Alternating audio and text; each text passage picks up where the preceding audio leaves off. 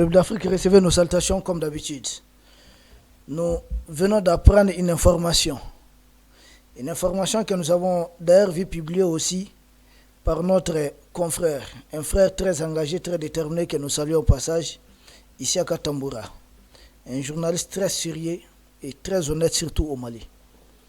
L'information, c'est que la Cour de justice de la CEDEAO aurait décidé de sanctionner, de condamner la conférence des chefs d'État pour les sanctions qui ont été prises contre le Mali. Vous vous souvenez de ces sanctions qui ont été prises contre le Mali? Parce que nous avions décidé d'assumer notre souveraineté. C'est aujourd'hui une chose, l'événement a lieu depuis 2022. Nous sommes en 2026. C'est maintenant que la Cour de justice de la CEDEAO publie sa décision. Une décision qui arrive tardive. Mais nous, c'est à peu près ce qu'on appelle médecin après la mort. Ah oui. Parce qu'il fallait attendre, ils ont attendu près de 4 ans. 4 ans pour condamner. Or, tout le monde sait qu'il suffisait de le faire en un seul mois, en 30 jours, c'était possible. Il fallait vraiment condamner et puis mettre fin à cette décision. Parce que la BCEAO, cette banque qui imprime, en tout cas qui distribue, j'ai dit imprimer, qui distribue la monnaie qu'on appelle, bon, c'est même pas une monnaie, les bons de trésor qu'on appelle franc CFA, n'a pas pour compétence de geler les fonds de quelqu'un ou bien le compte d'un pays. Et jamais, nulle part. Cela ne fait pas partie des attributions de la BCEAO. Mais ça a été manipulé par qui? Par des chefs d'État aux ordres d'Emmanuel Macron. C'est Emmanuel Macron qui, depuis Paris, a édicté de telles sanctions. Moi, je n'ai pas appelé ça sanction, une guerre économique. C'est une agression de la part de certains pays africains contre nous autres. C'était une histoire entre la jeune française et nous. Pourquoi certains de nos frères africains s'y sont mêlés? Ces dirigeants africains au service des impérialistes. Sachez qu'un jour, vous ne serez pas sur cette terre. Demandez-vous où se trouve les Omar Bongo aujourd'hui, les Félix Houphouët-Boigny, Léopold Sédar Senghor, les Mobutu. Tous ces gens, où se trouvent-ils? Nul n'est éternel sur terre. Et vous savez, souvent, on oublie des gens facilement. Mobutu qui a régné à peu près 33 ans. Demandez-vous entre Mobutu et Lumumba qui est célèbre. Pourtant, Lumumba n'a pas régné pendant une année. Non, non, non. Le Congo, l'indépendance doit être du 30 juin 1960. Lumumba a été éliminé en janvier 1961. Un truc de 7 mois. Il n'a pas fait 2 ans au pouvoir, Lumumba. Mais demandez-vous entre Lumumba et Mobutu qui est le plus célèbre. Et pourquoi c'est Lumumba qui est plus célèbre que Mobutu, malgré ses 33 ans de règne? C'est la même réponse. Aujourd'hui, qu'il le veuille ou pas, les dirigeants de l'Est sont très célèbres. Pourquoi? Tout le monde connaît la réponse. Thomas Sankara n'a pas régné plus de 4 ans. Hein? Ah non, non, non. Mais demandez-vous, Thomas Sankara et Blaise Compaoré qui est célèbre. Pourtant, Blaise Compaoré a régné pendant plus de 27 ans, au moins. Mais qui est célèbre entre les deux? Pourquoi Thomas Sankara est le plus célèbre? C'est la question que ces dirigeants qui continuent de vouloir trahir l'Afrique. Sachez qu'un jour, quand vous ne serez plus sur cette terre, on va vous oublier, comme on a oublié certains, les Mobutu et autres. Continuez. Kadhafi a fait 40 ans, on parle de lui. Hein.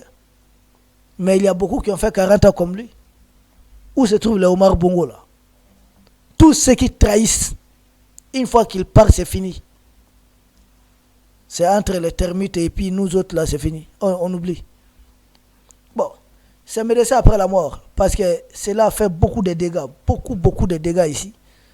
Le peuple a résisté, mais nous demandons aux autorités du Mali de ne pas pardonner ça. Ah non, ne pardonne pas, il s'agit d'une agression. Une agression, il faudrait demander des réparations. Par rapport, si la Cour de justice de Liémois reconnaît que c'est une injustice, que ce n'était pas normal.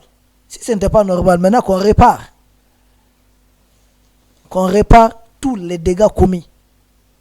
Et ils ont fait la même chose au Niger. Qu'ils réparent tout simplement. Qu'ils payent. Et je pense que ce n'est pas compliqué. Il faut payer.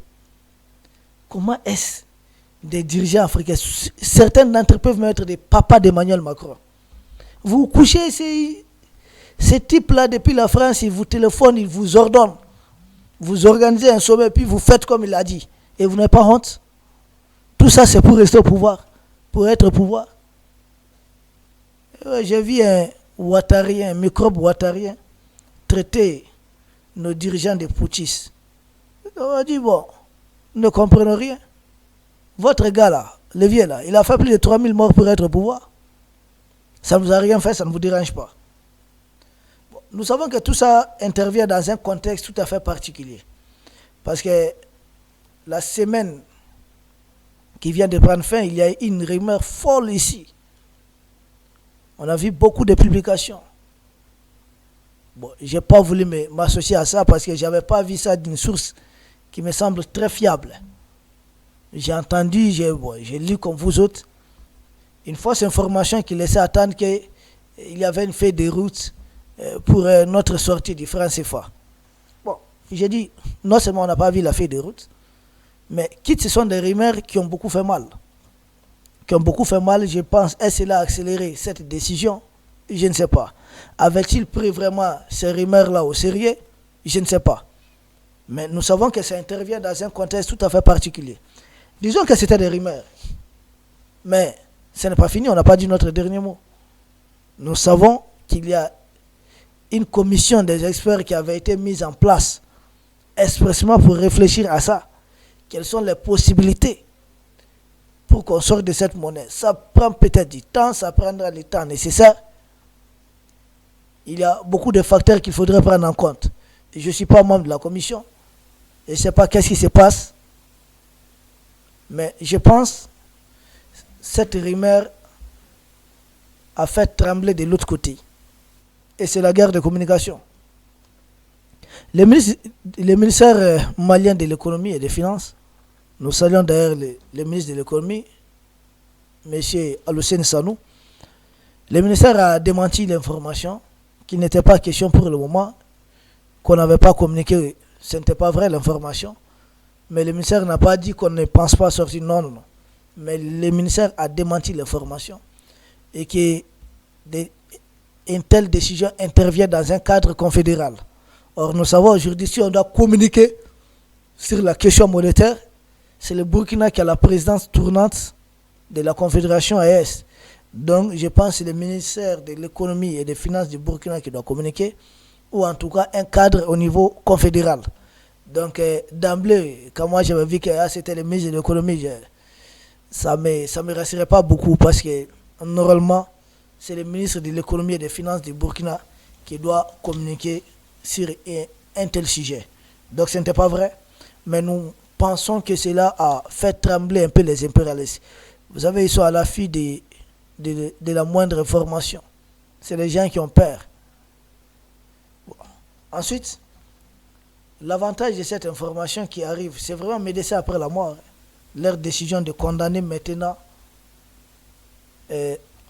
la conférence des chefs d'État de l'UEMOA. Je me demande qu'est-ce qu'il peut faire d'autre. Il peut tout simplement exiger des réparations pour le Mali. Sans cela, je ne vois pas qu'est-ce que ça... La décision apporte quoi au Mali? S'il n'y a pas de réparation, ça reste... C'est là juste une portée politique, informationnelle, sinon ça n'a pas grand-chose. C'est l'avantage que moi je vois, c'est la honte à tous ces Africains qui avaient fait le tour des différents plateaux, des télévisions, des radios, pour essayer de justifier cette agression, pour essayer de dire ouais, c'était légal de défendre des trucs qui étaient indéfendables. Aujourd'hui, la Cour de justice de l'UEMOA tranche.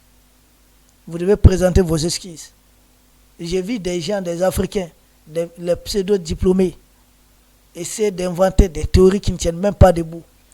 Entrer dans des jurisprudences, entrer dans des choses qui ne tiennent pas debout. Il s'agit d'une agression. Nulle part la BCEAO a compétence de geler les fonds souverains du Mali. Nulle part.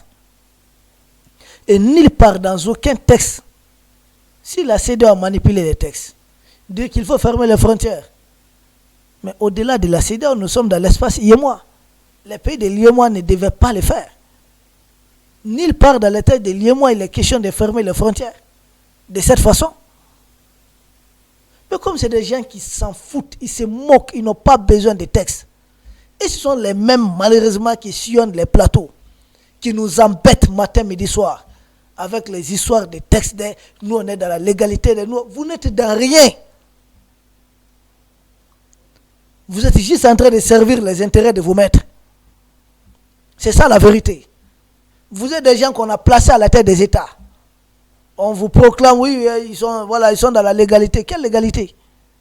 Trahir votre peuple, c'est la légalité? Mentir, manipuler, c'est ça la légalité? Vendre vos propres frères, c'est ça la légalité? Des gens qui s'attardent sur la forme. Comment est-ce que nos dirigeants sont arrivés au pouvoir? Mais peu importe. Aujourd'hui en Afrique, qui n'envie pas Thomas Sankara? Qui n'envie pas Thomas? Mais comment est-ce qu'il est arrivé au pouvoir? Qui n'envie pas Kadhafi en Afrique ici? Comment est-ce qu'il est arrivé au pouvoir? Peu importe. Que vous arrivez au pouvoir à la Lumumba, à la Thomas Sankara ou Kadhafi, ce qui compte, c'est qu'est-ce que vous faites une fois au pouvoir. L'exercice du pouvoir, c'est ce qui compte. Je pense un jour, certains dirigeants africains vont ouvrir les yeux.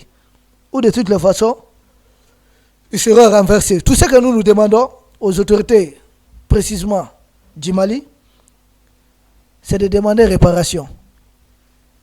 Et nous demandons à tous ces endocolons qui nous avaient fait passer pour des menteurs de présenter leurs excuses. Ils disent être des légalistes, non? Ok. Maintenant, c'est leur famille droit qui a parlé. On attend maintenant votre sortie publique pour des excuses. Est-ce que ça va arriver? Ça ne va pas arriver.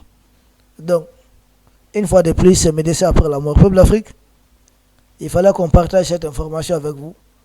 Et surtout, notre indignation par rapport à cette décision qui arrive très, très, très tardivement.